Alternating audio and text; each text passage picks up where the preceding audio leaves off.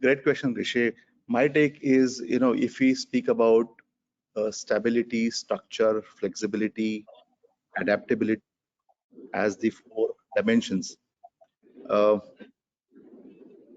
stability and structure is something that is easier to achieve uh, in general. And to me, adaptability and flexibility is something that is hard to kind of get on. Now, why I say that is because of little bit of neuroscience. And the neuroscience believes, and it has rather proven that up till the age of 25, your brain is quite flexible and your brain is quite adaptable.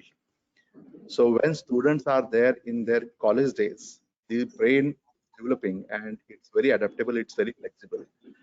However, what happens is post 25, the brain itself gets the stability and the structure, and you pretty much do what you have learned and patternized during those years. And that brain now comes to the organization. So organization is nothing but the aggregation of all the brains together.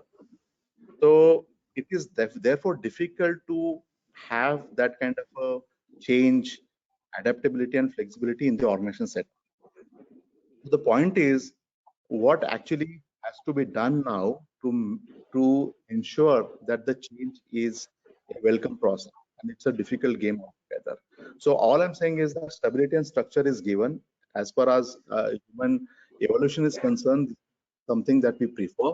But what we do not prefer is adaptability and flexibility. Now, what do we do as corporates?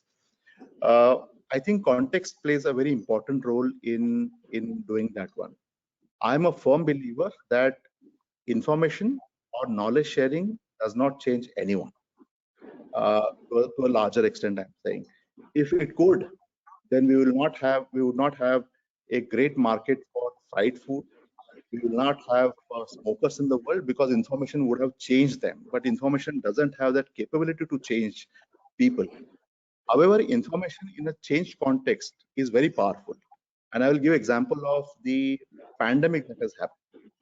So during pandemic, the same information that was available to us before became very powerful, and we kind of use that information to our advantage because it was important to us in that change of context. So be it hygiene or be it health-related aspect, the same information became much more powerful. Now look at this era, which I will say, okay, post-pandemic era, what has happened? The same information in some aspect has lost its importance again. And we were talking just before this discussion that when it comes to, let's say, hygiene, how many of us now are following what we learned during the pandemic? Some things are forgotten, but yes, some things are still being carried forward. Example, this online learning or virtual learning. So the very fact that we are actually meeting on this virtual platform is something that we learned during the pandemic. So I think context is a very powerful aspect when we talk about adaptability or flexibility. And if we work on the context, then information gains its power. So what we really need to do in the corporate setup is work on that context to bring the desired change. And how do we do that is my personal favorite. We don't have time today, but my personal favorite is Cotter's model of change, which we can refer to build that context in the organizational setup. So I believe that students, corporate world, the context is different, and we just need to build that context in the corporate setting to get the desired results.